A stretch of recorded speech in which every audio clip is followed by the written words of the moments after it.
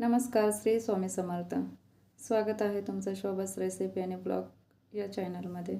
आज आपण जाणून घेणार आहोत वटपौर्णिमा 2026चे महत्त्व, शुभमुहूर्त, पूजेचे संपूर्ण विधी, पूजेचे साहित्य, व्रतकथा आणि या व्रताचे धार्मिक महत्त्व.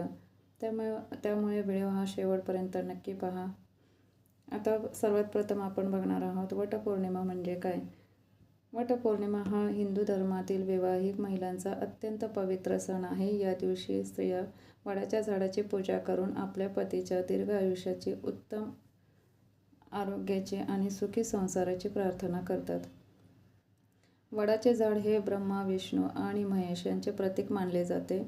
त्यामुळे या झाडाची पूजा केल्याने अखंड सौभाग्य, कुटुंबातील सुख, समृद्धी आणि आयुष्यात सकारात्मक ऊर्जा प्राप्त होते अशी श्रद्धा आहे. वटपौर्णिमा 2026. आता या ठिकाणी यावर्षी वटपौर्णिमा ही सोमवारी 29 जून 2026 रोजी वटपौर्णिमा साजरी केली जाणार आहे. त्यासाठी सकाळी लवकर स्नान करून स्वच्छ किंवा नवीन पारंपरिक वस्त्र परिधान करावीत. शक्य असल्यास हिरवी, लाल किंवा पिवळी साडी परिधान करावी. आता यासाठी लागणारे पूजेचे साहित्य. पूजेसाठी लागणारे साहित्य: हळदी, कुंकू, अक्षता, फुले, हार, अगरबत्ती, धूप, तुपाचा दिवा, कापूर, पाणी भरलेला तांब्या, पंचामृत, नैवेद्य, फळे, सुपारी, नारळ, कच्चा दोरा,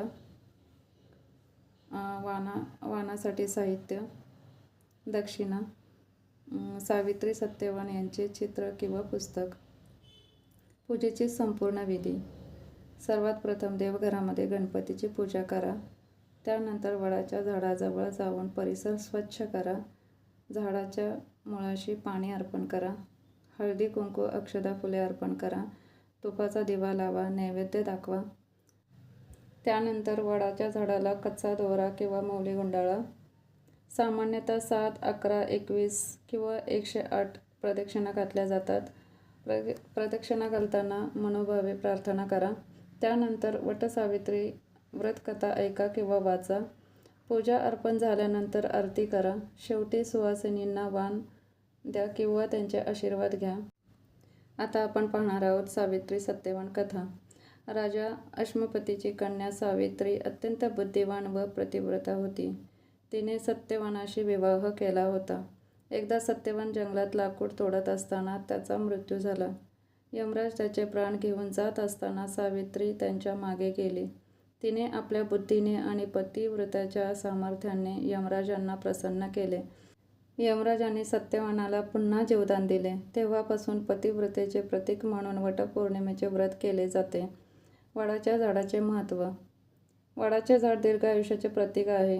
ते वर्षानुवर्षे हिरवे राहते. त्याच्या पारंब्या नवीन जीवन निर्माण करते.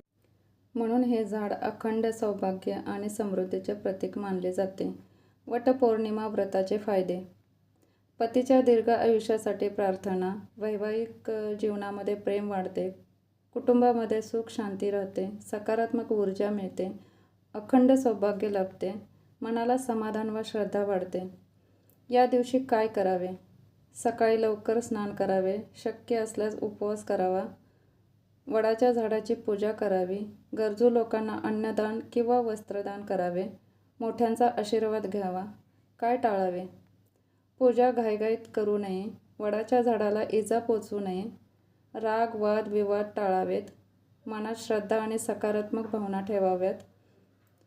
आता यामध्ये महत्त्वाचं म्हणजे वटपौर्णिमा हा केवळ सण नसून विश्वास, प्रेम, समर्पण आणि अखंड सौभाग्याचा उत्सव आहे. मनापासून केलेली पूजा आणि प्रार्थना जीवनामध्ये सुख, शांती आणि समृद्धी घेऊन येते, अशी ही श्रद्धा आहे. जर ही तुम्हाला माहिती आवडली असेल तर हा व्हिडिओ लाईक करा, शेअर करा आणि शोभास रेसिपी आणि ब्लॉग या चॅनलला सबस्क्राईब करायला विसरू नका. धन्यवाद.